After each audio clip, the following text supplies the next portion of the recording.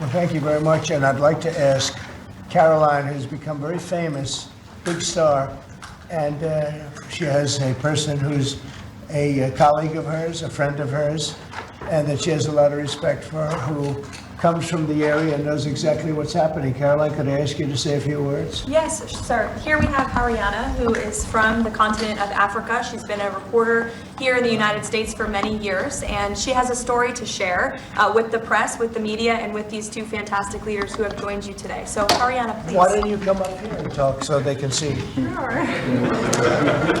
That'd be great. Thank you very much. Thank you, Mr. It's a great honor. Thank you, Mr. President. So, as Caroline has mentioned, President, first of all, I want to let you know that I'm the only African reporter accredited here at the White House Wow. and covered for the entire continent. So I just arrived from Congo, Democratic Republic of the Congo, Right. yesterday. I went to see firsthand how the people is feeling and the president's message, President Felix Tshisekedi, about this upcoming peace deal. And let me tell you firsthand what I've witnessed myself. I spoke with the people on the street. I spoke with youth. They know your name. They know that a president named President Trump is working hard to finally bring peace to the country. I saw hope. They have hope now for a better day in Congo. They see what you're doing as a future, better future for Congo. And I had opportunity to sit down with President Felix Tshisekedi for an interview because I want to understand his mind, what he's thinking, his feeling about everything that your administration is doing. And he told me firsthand that for many years, many American presidents overlooked this conflict. They didn't do nothing. Even myself, I covered President Biden's administration. I pressed many times about this conflict. People are dying in Congo. This country has so much potential, but they need help because this war is destroying the country. Right. They never gave me any answer. And he told me, President Tshisekedi, that you have no idea, he's very thankful for what you're doing, for what your administration is doing. Not only him, the entire Congolese people, they see that finally they will have hope. And President Tshisekedi also mentioned at the end of my interview that when peace finally comes to Democratic Republic of the Congo, he's thinking to nominate you as a Nobel Prize Peace because he said you deserve, you have been working to bring peace in the world, not only at the Congo, and he's very hopeful to meet you in the future. That's so nice. Boy, and that's so beautifully stated. And Caroline said, number one, she did say, and I shouldn't say this because it's politically incorrect, she said, she's beautiful, and you are beautiful. I'm not allowed to say that, that could be the end of my political career, but I said it anyway. But you are beautiful, and you're beautiful inside. So I wish I had more reporters like you. So you covered Africa for a long time? Yes, for over 10 years. Wow. I cover even your first administration. Yes, I know that. That's great. Well, thank you. That's so nice that you said that. you. Appreciate it. And I have one more question, Yes. Mr. President. Since we know in July or in the future, both President of Rwanda and the Congo will be coming Yes. to the United States. In Africa, President João Lourenço, the president of Angola, he is also the leader of African Union. Good. He Yes, I know. worked very hard to bring peace, but unfortunately... Let's get him here. Yes, that's Okay? right. Would you invite him for me? Of course. Okay? No, we'll have. I know that he works very hard, and he's the head of essentially the union. So the union all over Africa, not the kind of union that we have. This is the union all over Africa, and I'd love to have him. So you'll let him know.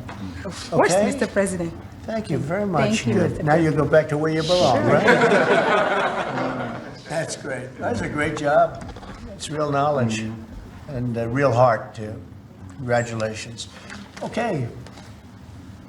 So we're here today to celebrate a glorious triumph, and that's what it is, for the cause of peace. And this is a long time waiting, the signing of a historic peace agreement between the Democratic Republic of the Congo and the Republic of Rwanda. The conflict has continued, and it's been going on for many, many years. It's been going from, I guess they say 30 years. The Great Lakes region of Africa for a long time, and maybe even time before that. How is the Great Lakes region? Must be beautiful, right? Beautiful, beautiful region, but they had a lot of war, right? A lot of fighting, a lot of death. It's displaced countless people and claimed the lives of thousands and thousands. But today, the violence and destruction comes to an end, and the entire region begins a new chapter of hope and opportunity, harmony, prosperity, and peace. That's been a long time waiting. I said, how long has the war been going? And a friend of mine who's very much involved said 30 years, and at least 6 million people were killed during that period of time. It's incredible. And somebody said that was actually, it's the biggest war on the planet since World War II.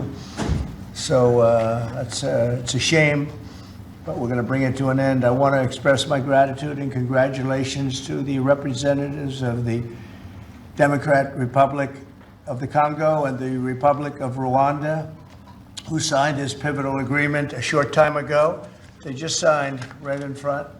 And let me also thank Secretary of State Marco Rubio, who has worked very hard on this subject, and we've worked on it together, for his outstanding leadership, as well as Senior Advisor for African and Africa Affairs, Masad Boulos, who's, as you know, spends a lot of his time in Africa, and he's very comfortable there. I said, were you at all uncomfortable with all of the turmoil and all of the killing? And he said, no, I wasn't uncomfortable, and that's what you need. You need somebody that's going to be able to get. So, Masad, I want to thank you very much for the job you've done. Amazing guy, actually. I also want to thank African Union, Qatar, Togo, for working closely with the United States. And I know Qatar was really working hard, and African Union, we just spoke about that. And I look forward to having them representatives here when we do the official meeting, and that'll be sometime in July.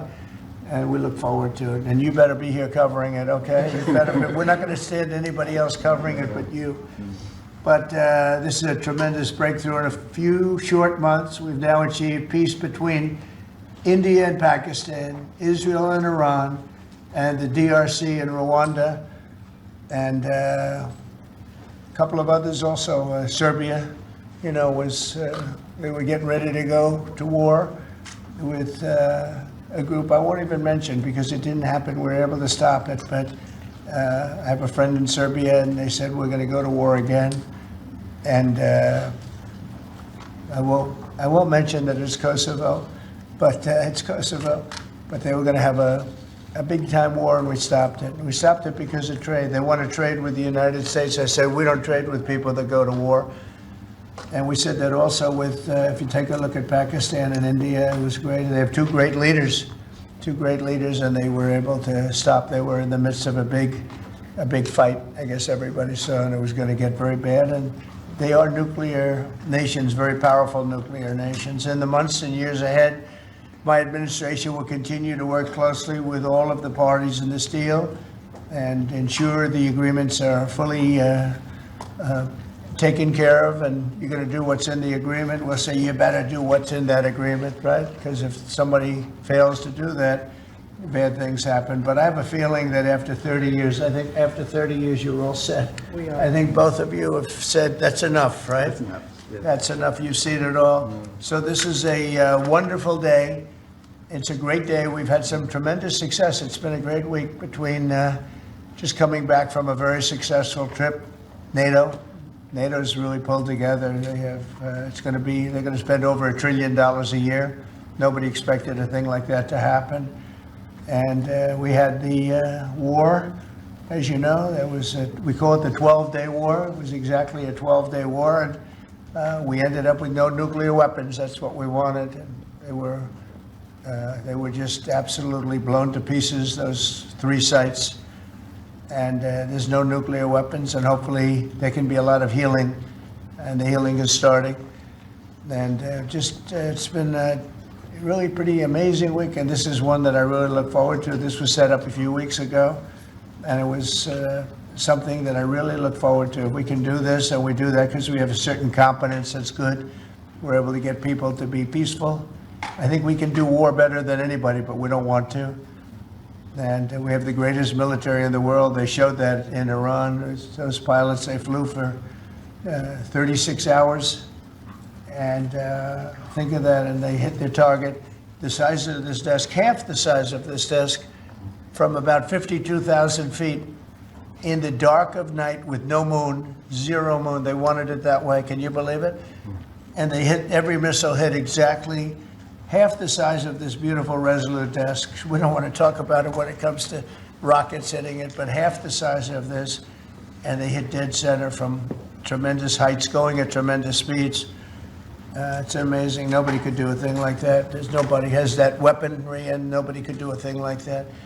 So we had a very busy and successful week. And in addition to that, our economy is doing great, setting records with the economy, and a lot of other good things happening. But this is about Congo and Rwanda.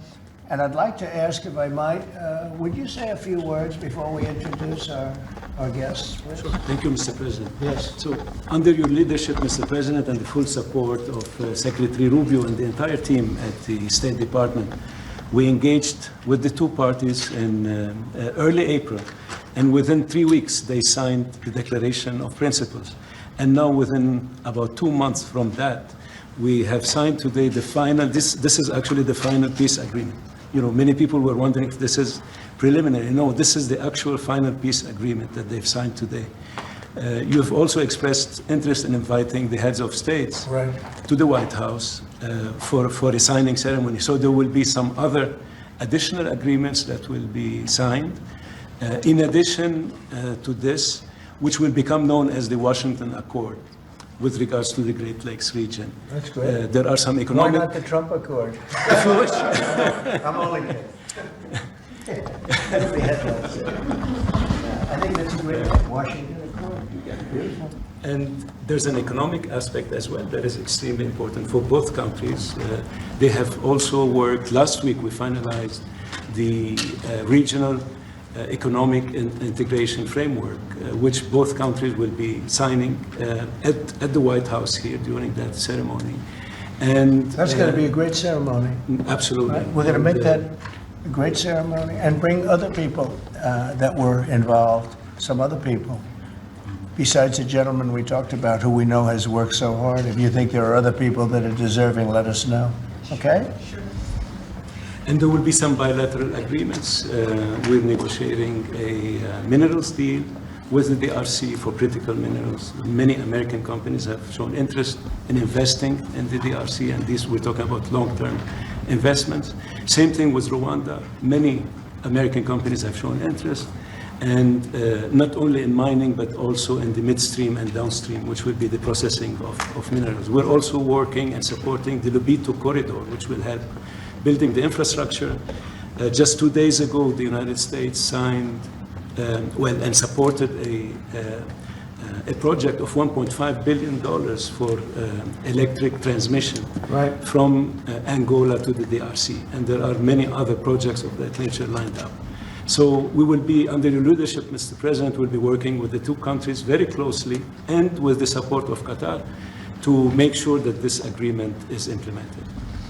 And a lot of our companies are in both of these countries now, especially since we've been getting along so well. It's probably the way we were brought together. And we have a lot of our big companies are there, between rare earth and all of the other things that they do in Africa, which is very greatly expanding, especially in these two countries. You have earth, they consider it to be about the best in the world, actually, I've heard. So we're doing a lot of different things, and it's all going to bring everybody together. That's how this all began, I guess. But the big thing is, the big thing for me is there's really only one thing, and that's getting a peace treaty with two countries that have been fighting for 30 years. And I want to thank you all. Will, if you could, you could bring the letters over. Of course, sir. So in front of you, as you said, sir, these are the actual agreements that were signed respectively by the foreign ministers of the Democratic Republic of Congo and Rwanda earlier today, witnessed by Secretary Rubio. We've also prepared for you two letters. This is to President Paul Kagame of Rwanda, expressing your appreciation and congratulations for everything that's happened already, and of course inviting him to Washington for, as Dr. Bula said, what we hope will be the Washington Accords, finally setting the terms for peace and prosperity in this region, hopefully for a very long time. That's great. That's beautiful. Very important. We're going to put a picture in there, right? As soon as this is over, they're going to put, we have a fast-moving photographer, Dan, who's going to put a nice picture of us Great. here, okay? Thank you. That's for you. Thank you very And much. this is a letter to President Tshisekedi of the Democratic Republic of Congo, again congratulating him on settling this long-running war and inviting him to Washington, D.C. for the final conclusion of the agreement, hopefully soon. That's great.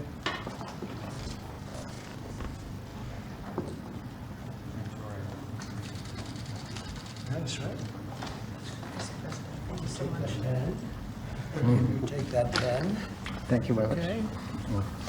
So I'd like to ask JD to say a few words, our great Vice President, and then Marco, and go ahead. Great.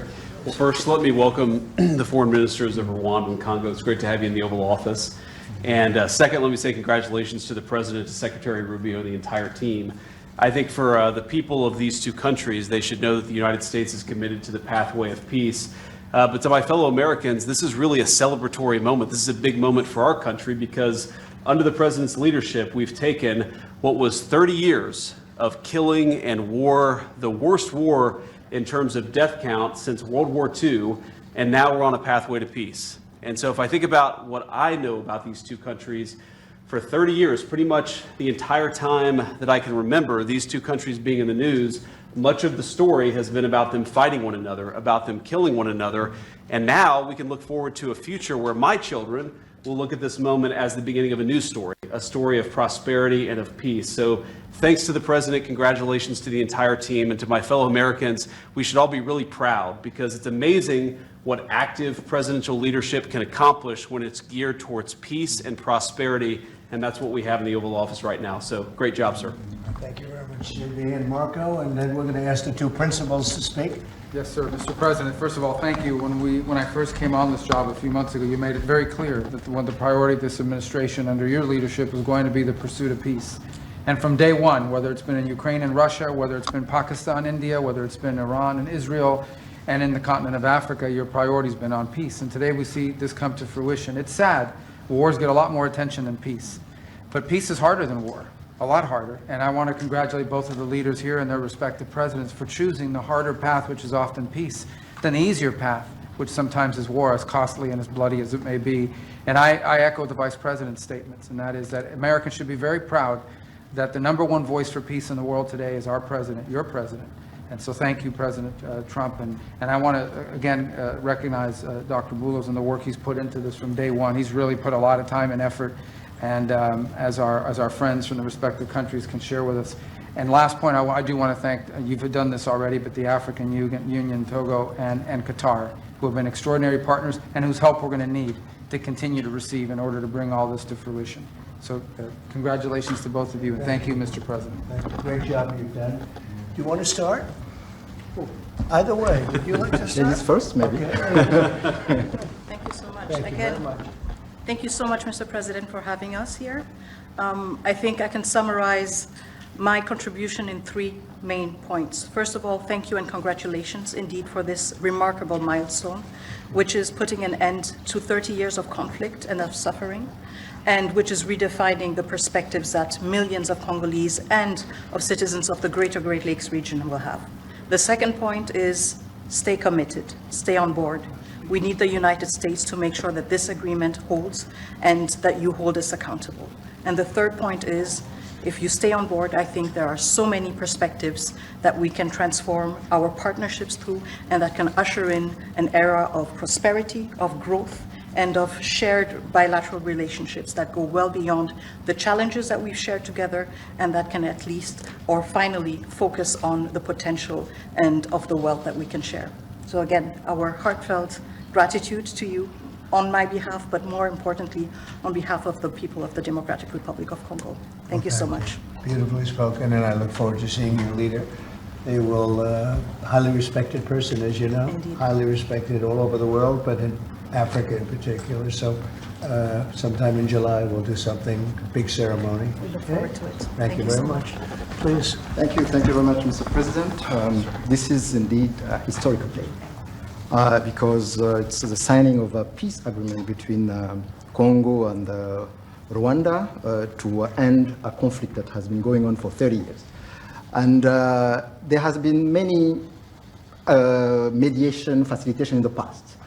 but none of them succeeded. And we believe that it's because of your leadership and your steadfast commitment to this process, with also a new approach of economic integration, regional economic integration, which is important to allow Rwanda and DRC working together, because this is a very rich region with cross-border trade, with minerals, with natural wealth. So with the US standing side by side with Rwanda and DRC, we believe that we will achieve a long-time peace. And we also believe that, as my colleague from DRC stated, it's important for the United States to stay committed, because today we signed, but now we need to implement what we have signed in order to open this new era you were talking about of prosperity, so that we can reap the economic dividend of peace. So for this economic integration framework to be implemented, it's important for the US to accompany the parties to implement what we have signed, because in the past we have signed so many agreements that were not implemented.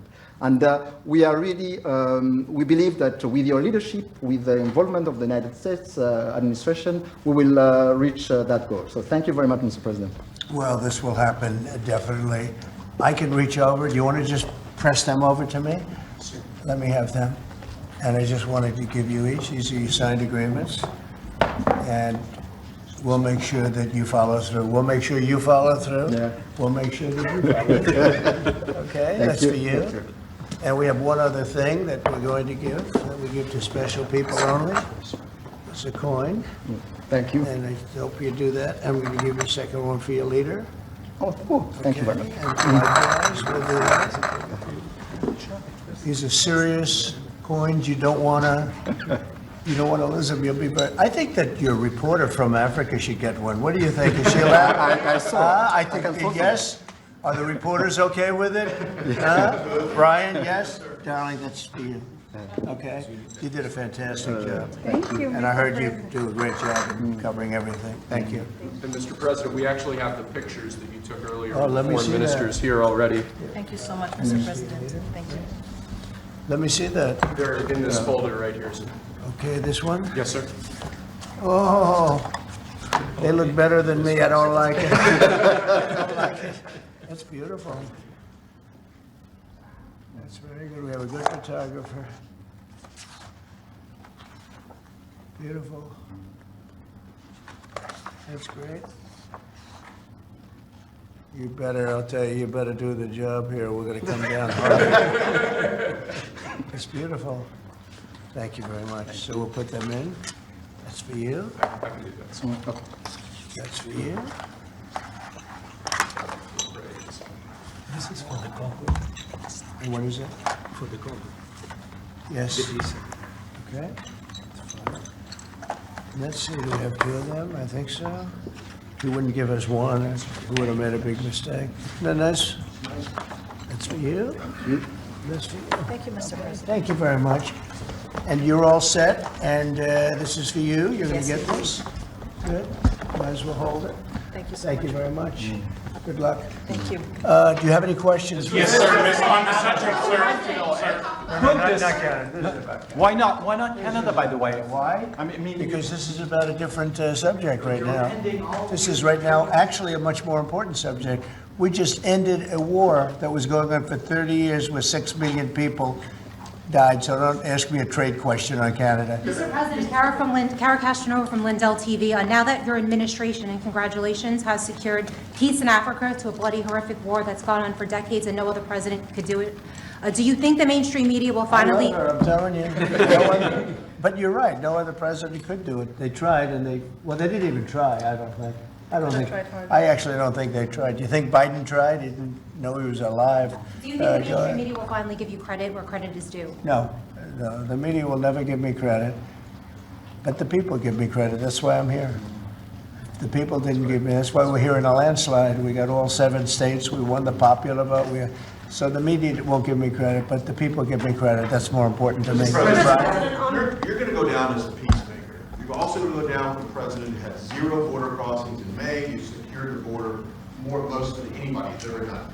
but I don't know if you know this. You're on track right now to have the lowest murder rate in history in this country, and I think a lot largely go to the fact we closed down the border. If you want to comment on that, you might go down as the lowest murder rate in U.S. history. Yeah, I saw that the other day, and it's an honor. I mean, and that's really even better because, you know, we've taken a lot of illegals into the country through the Biden administration that are murderers, 11,888 to be exact.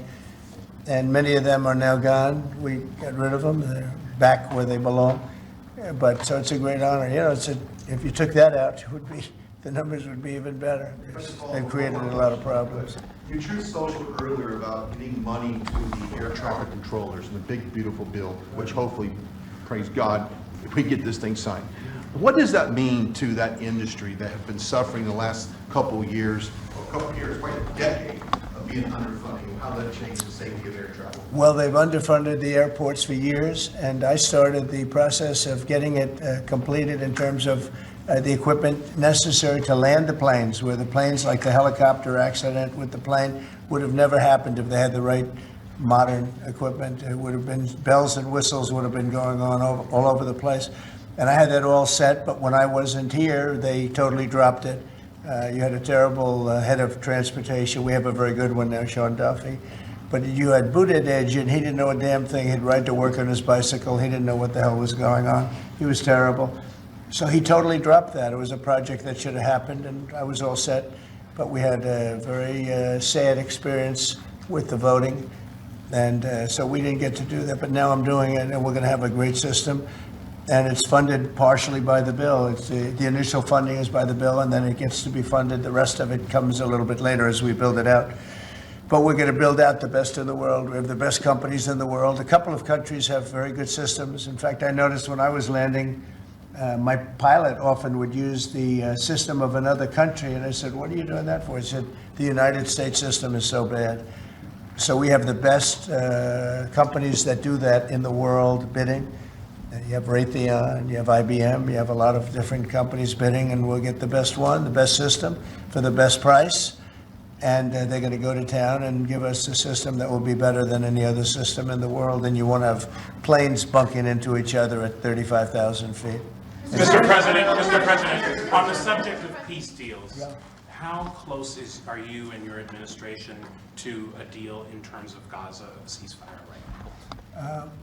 Often asked, and I think it's close. I just spoke with some of the people involved. It's a terrible situation that's going Gaza, he's asking about. And we think within the next week we're going to get a ceasefire. And we're supplying, as you know, a lot of money and a lot of food to that area because we have to. I mean, you have to. We're, in theory, not involved in it, but we're involved because people are dying. And I look at those crowds of people that have no food, no anything, and, you know, we're the ones that are getting it there. Some of it's being taken by some bad people, you know, once you give it and you give it out, and they're supposed to be taking care of the people, and they end up stealing the food and selling it. But we have a pretty good system now, but so we're helping with that. You see the lines of people that just get one meal, essentially. But it's too bad other countries aren't helping out. Nobody's helping out. We're doing that because I think we have to on a humanitarian basis. Like this, we didn't have to get involved in Africa, but we did because we thought it was. I mean, I've been reading, like JD said, he's, you know, from much of his life, he's been just seeing this about this brutal war, and it actually got a lot of publicity because of the level of brutality. Right? It was nobody's ever seen anything like it, and to be involved in that, I mean, I consider this the most important of my conferences today. We just had a great Supreme Court victory today, and everybody would say that was big, but you know, we're talking about saving thousands and probably millions of lives here. This is more important than anything. So it's great, but we're working on Gaza, trying to get it taken care of. And again, you know, a lot of food has been sent there, and other countries throughout the world should be helping also. And on another conflict that I know you've been working on, sir, is it true that you have reached out with a letter to North Korea's Kim Jong-un? Well, if there is a conflict, I get along with him very, very well. and we'll get the conflict solved with North Korea. I've had a good relationship with Kim Jong-un, and I've gotten along with him really great, so we'll see what happens. But somebody's saying there's a potential conflict. I think we'll work it out if there is. It wouldn't involve us, but again, we're very far away from a lot of these places that we're solving problems with. But I enjoy doing it, I like doing it, and it's the right thing to do, and we have an ability to get it done, so we're solving things that we didn't have a lot to do with Serbia, Kosovo. I told you, we solved a potential disaster. I can tell you that some of the countries that you're not going to hear about, but some countries that were ready to go to war with their neighbor are not going to go to war with their neighbor, and that's a great thing. We have a number of them. But I'm very happy about India and Pakistan because they actually have nuclear weapons. You know, when you talk about Iran, they were trying to get it, but India has nuclear weapons, Pakistan has nuclear weapons, high-level nuclear weapons both, and getting that solved was really great. We did it through trade, so it was a great thing. Mr. President, when it comes to nuclear weapons, Mr. President, are you concerned that the Iranians may have some enriched uranium at Pickaxe Mountain? The last thing they're thinking about right now is enriched uranium. They're not thinking about what they want to do is they want to get back to life, and they do want to meet me, and we'll do that quickly. We're going to do it quickly. We'll have a meeting. They said this morning that they don't want to meet with the U.S. Were they telling you something different in private? They may say that to you. Don't you think they want to meet me? Don't you think we have sanctions on there that they can't do anything? Wouldn't you think that they want to meet me? I mean, they're not stupid people, but they went through a lot, and they suffered, and so did Israel. Israel suffered greatly.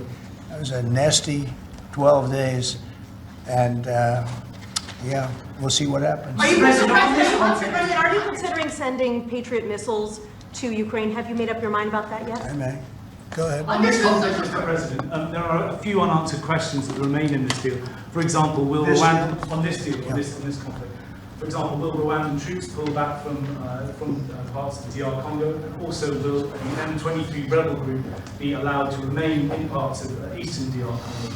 Do you have any answer to those? Well, let me ask you that question. You want to answer that one? It sounds like an interesting question for you. Go ahead, please. Thank you very much. In the agreement we signed, we have taken the concept of operation for the neutralization of the FDLR, which is a vicious genocidal movement, and the lifting of Rwandan defensive measures. So this was already signed last year in November, so we will implement it. This concept of operation to do both things, to neutralize this movement, which has been destabilizing Rwanda for many years, and to lift our defensive measures. As for the M23, in the agreement also, we have decided to rely on the Doha talks, because there are currently talks between the AFC M23 and the DRC government to have a peace deal also that will complement the Washington peace agreement. So both things are taken care of. Thank you. Mr. President, will the United States be enforcing this agreement? Or We're going to be working with them to get it enforced. They can enforce their own agreement, but we'll be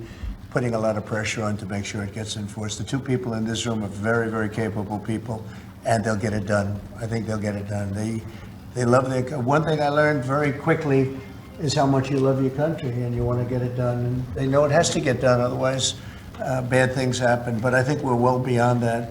Other presidents should have done what I'm doing right now. They never did it. I don't think they ever tried. I don't think it's like they couldn't do it. I don't think they ever tried. And if they did, they wouldn't be able to do it anyway. On the President, Yes, thank you. Mr. President, can you share with us what can happen if one of the parts violate this peace agreement? Because we don't want war to come back to Well, DRC. I'd rather not say. I would just say that there are big penalties if they violate, and they're not going to. I don't think they will violate. I think they mean it, but we have very severe penalties, financial and otherwise. Okay. On the President, Circling back to your Truth Social post on Canada specifically, why are you deciding to end trade talks with Canada, and what rate are you looking to set? So Canada put a charge on some of our companies, and Canada's been a very difficult country to deal with over the years. You know, we hear Canada, we have a great relationship with the people of Canada, but it's been very difficult, and they put a charge, and they were a little bit early, we found out about it. So and we have all the cards. We have every single one. We don't want to do anything bad, but they have, economically, we have such power over Canada. I'd rather not use it, but they did something with our tech companies today trying to copy Europe. They copied Europe. It's not going to work out well for Europe either, and it's not going to work out well for Canada. They were foolish to do it. So I said, we're going to stop all negotiations with Canada right now until they straighten out their act. Okay? Is there anything Canada can do to change your mind about this situation? Well, no, they put a tax on companies that were American companies that they shouldn't, very severe tax. And yeah, I guess they could remove it. They will, but I don't really, it doesn't matter to me. We have all the cards. We have all the cards. We do a lot of business with Canada, but relatively little. They do most of their businesses with us. And when you have that circumstance, you treat people better. They've had farmers that are getting like 300, 400, 200% in tariffs. Nobody's ever seen anything like it. We have cases, you don't read this and the people don't report, but they charge us 400% on some dairy products. 400%. Nobody writes that. It's not fair to our farmers, and we've got to protect our farmers. Sir, you just, Yeah, Brian, go ahead. You mentioned how much of a rate cut we could do to the interest on the debt. Earlier today, Director Pulte was on CNBC talking about how he suggested Powell should resign. Any comments on whether or not Powell should step down? I know you've been... Well, I don't have a comment. I'd love him to resign if he wanted to. He's done a lousy job. Look, if you were there, you'd say, well, the United States is doing well. They have no inflation. And if they do get inflation in a year or two, we'll start raising the rates. We'll get rid of the inflation, and do other things. Biden had the worst inflation in the history of our country. 19%, but I think it was much higher than that. Frankly, they say 19%. I think it's a lot higher than that. And we have almost no inflation now. We've done a great job in a short period of time. Energy prices are way down. Gasoline now is down to close to $2 in a lot of places. A couple of places, I see it even broke. It's like $1.98 a gallon. We've done a great job on inflation and honestly, pretty much everything else. I think it's very sad the way people act. You have a guy in there that with the stroke of a pen could lower interest rates and save us hundreds of billions of dollars a year. But he's a stupid person. It's very interesting. I'm not sure if he doesn't understand it, because you should be able to understand it. It's sort of 101 economics, but I'm not sure of that. But think of it, with the stroke of a pen, he talks about costs. We can save $600 billion, maybe even, these are nice numbers for you, right? $900 billion, $950 billion by lowering interest rates. And it's really just more of a paper movement. It's not like you're not cutting anything, you're not cutting jobs, it's just interest rates. And we're number 40 or 44, number 45. Some places that you wouldn't believe that, I don't want to be disparaging, but they pay a lower interest rate than the United States of America. And without us, everything blows up. We sort of control the world in that sense. But we have a guy that's just a stubborn mule and a stupid person that is making a big mistake. He's making a mistake. And it lasts for years, because when you do the debt, now, I've instructed my people not to do any debt beyond 9 months or so. Get this guy out. And whoever is in there will lower rates. If I think somebody's going to keep the rates where they are or whatever, I'm not going to put them in. I'm going to put somebody that wants to cut rates. There are a lot of them out there. And I said this morning, a lot of the business shows today were saying, Trump is right. He should be cutting rates. Think of it. We have a great country. We're making a lot of money. We're taking in billions of dollars in tariffs. We have $15 trillion of money that wants to be invested here, which is a record. In 2 months, it breaks any record that we've ever had for a whole year, and not even close. 15 trillion, and it's going to be much higher than that. That's after essentially 2 months, because we've been doing it for about 2 months, 2.5 months. $15 trillion breaks every record in the book. There's never been anything like this. We have factories moving in, we have car plants moving in, we have everyone wants to be part of the United States. And as I told you, and I say it to everybody, when I was in the Middle East, the King of Saudi Arabia and Qatar, and UAE, all great leaders, they have all great leaders. All three of them said, you got the hottest country in the world, and you did it in, at that time I was there for 4 months, because we got back a little while ago. But everybody says it, not only them. We have the hottest country in the world right now. The only thing is we have a Fed chairman that is, he doesn't get it. And you could have substantially low. Like if we cut him 2 points, would save more than 600, think of it, more than $600 billion just because you cut. But you can't go out to the market and say, well, we have a guy that's got us at 4% or 4.5%, and we want to pay 2% or 1%. I think we should be paying 1% right now. And we're paying more because we have a guy who's, suffers from, I think, Trump derangement syndrome, if you want to know the truth. But he's not good for our country. The president of UK. No, Did you push not for the you, president not you. A related question on banking. There have been reports, Mr. President, that your administration is considering issuing an executive order about debanking, which is the practice of banks denying services based on people's political beliefs or industries such as crypto, people involved in that. Would you be open or interested to sign such an executive order targeting debanking, and what might... Well, I think the debankers, I think that banks, I can tell you because I've been a victim myself, because of my politics, that big banks were very nasty to us.